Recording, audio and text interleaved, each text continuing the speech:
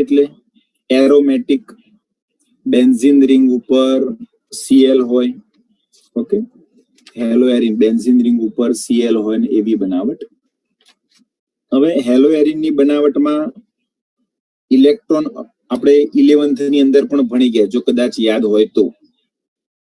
Electron અનુરાગી વિસ્થાપન પ્રક્રિયા, electron અનુરાગી વિસ્થાપન પ્રક્રિયા.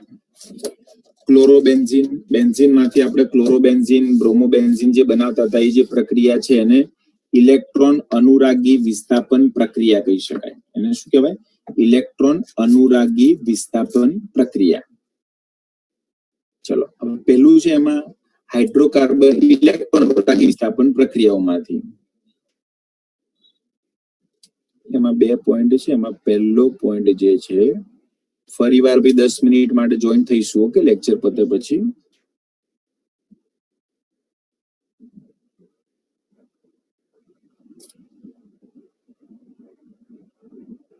હાઇડ્રોકાર્બન સંયોજનોમાંથી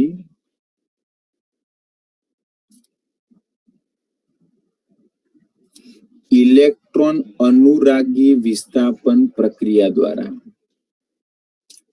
ઇલેક્ટ્રોન અનુરાગી વિસ્થાપન દ્વારા, આ પહેલું. ઇલેક્ટ્રોન અનુરાગી પ્રક્રિયક હોય, જે ધન વીજભારિત હોય, લુઈસ એસિડ હોય, ઓકે, એના દ્વારા પ્રક્રિયા થશે. હવે એમાં પહેલી પ્રક્રિયા જોઈએ.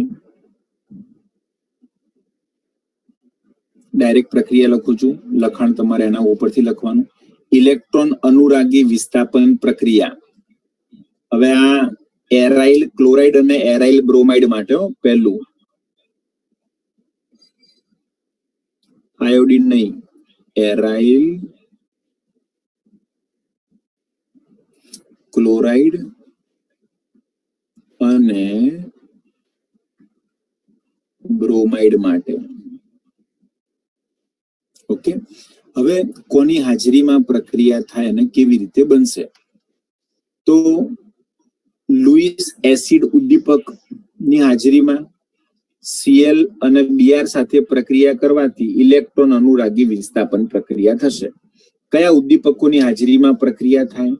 તો Fe અથવા FeCl3.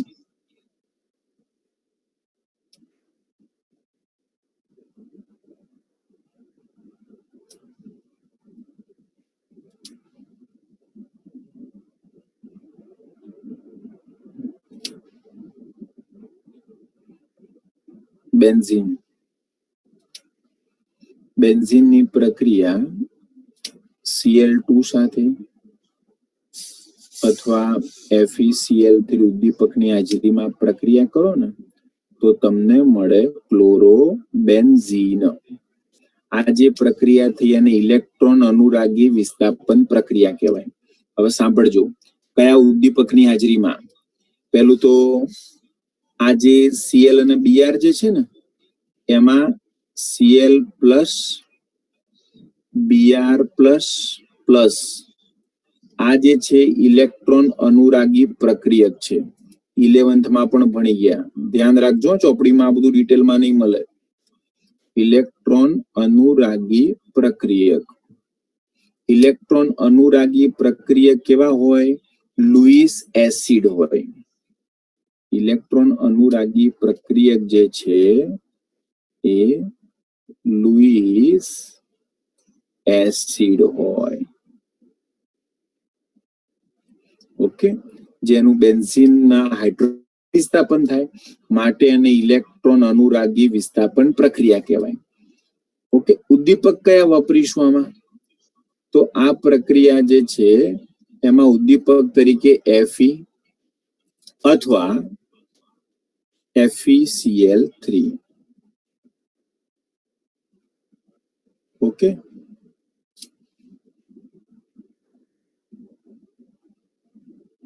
જોઈ લો ફરીવાર, હવે એકવાર સમજાવી દઉં તમને. હેલોએરિન સંયોજનોની બનાવટ, હેલોએરિન, ક્લોરોબેન્ઝીન, બ્રોમોબેન્ઝીન વગેરેની બનાવટ. એમાં પહેલું છે હાઇડ્રોકાર્બન સંયોજનોમાંથી ઇલેક્ટ્રોન અનુરાગી વિસ્થાપન દ્વારા. ઇલેક્ટ્રોન અનુરાગી વિસ્થાપન પ્રક્રિયા આપણે 11 સાયન્સની અંદર પણ ભણી ગયા. હવે એમાં પહેલા જોઈએ એરાઇડ અને એરાઇલ બ્રોમાઇડ માટેની બનાવટ, એટલે ક્લોરોબેન્ઝીન બ્રોમોબેન્ઝીન માટે. તો એમાં Cl+, Br+ એ ઇલેક્ટ્રોન અનુરાગી પ્રક્રિયક જે છે, ઇલેક્ટ્રોન અનુરાગી પ્રક્રિયક ધન વીજભારિત હોય, લુઈસ એસિડ છે. આ ઇલેક્ટ્રોન અનુરાગી પ્રક્રિયક બેન્ઝીનમાંના હાઇડ્રોજનનું વિસ્થાપન કરે, માટે એને ઇલેક્ટ્રોન અનુરાગી વિસ્થાપન પ્રક્રિયા તરીકે ઓળખવામાં આવે છે, જેમાં ઉદ્દીપક તરીકે Fe અથવા FeCl3 ઉદ્દીપકનો ઉપયોગ કરવામાં આવે છે. ઓકે, જોઈ લો એકવાર. બીજું ઉદાહરણ લખું છું.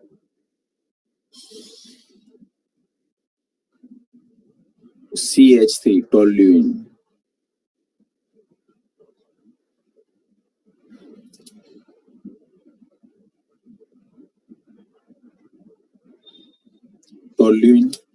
ટોલ્યુઇનની પ્રક્રિયા હું Cl2 સાથે Fe ઉદ્દીપકની હાજરીમાં Fe. ઓકે, આ પ્રક્રિયા અંધારામાં કરવામાં આવે, ડાર્કનેસમાં. ઓકે, અંધારું પ્રક્રિયા કરો. હવે આપણે એ પણ ભણી ગયા 11th ની અંદર. ધ્યાન રાખો, ઓર્થોપેરા મિથાઇલ સમૂહ જે છે ને, ઓર્થોપેરા નિર્દેશક સમૂહ છે, માટે નવો દાખલ થનાર ક્રિયાશીલ સમૂહ એ ઓર્થોમાં અને પેરામાં દાખલ થાય. Cl જે છે, તો Cl ક્યાં ગયો? ઓર્થોમાં. અને ફરીવાર પ્રક્રિયા કરો એટલે Cl ક્યાં જવાનો? પેરામાં. ઓકે, ટૂંકમાં ઓર્થો અને પેરા નિપજોનું મિશ્રણ મળે છે. ઓર્થો અને પેરાનું મિશ્રણ મળે. ઓર્થોક્લોરોટોલ્યુઇન અને પેરાક્લોરોટોલ્યુઇન. ઓર્થોક્લોરોટોલ્યુઇન બાજુમાં છે પેરાક્લોરોટોલ્યુઇન. બરોબર, આ ટુ બી કન્ટિન્યુ. ઓકે, ઓર્થોક્લોરોટોલ્યુઇન અને પેરાક્લોરોટોલ્યુઇન. બીજી એક વાત, આ જે ઓર્થો અને પેરા સમઘટકો મળ્યા, એ સમઘટકોના મિશ્રણને જુદા કેવી રીતે પાડી શકાય? તો યાદ રાખજો, એ પણ MCQ માટે મોસ્ટ ઇમ્પોર્ટન્ટ. 1 મિનિટ બાકી છે, ફરીવાર પછી પટેલે રીજોઈન થઈ જઈશું. ઉત્કલન બિંદુમાં મોટા તફાવતના કારણે ગલન બિંદુ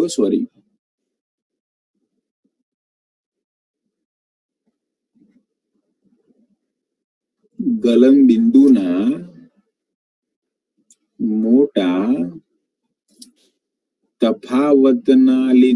તફાવતના કારણે સરળતાથી અલગ કરી શકાય છે.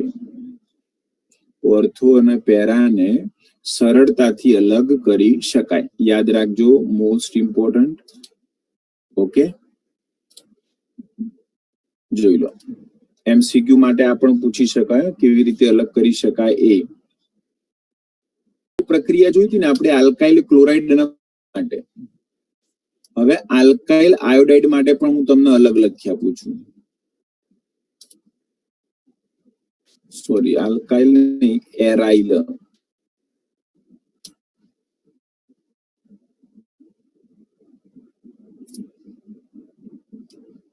આયોડાઇડ માટે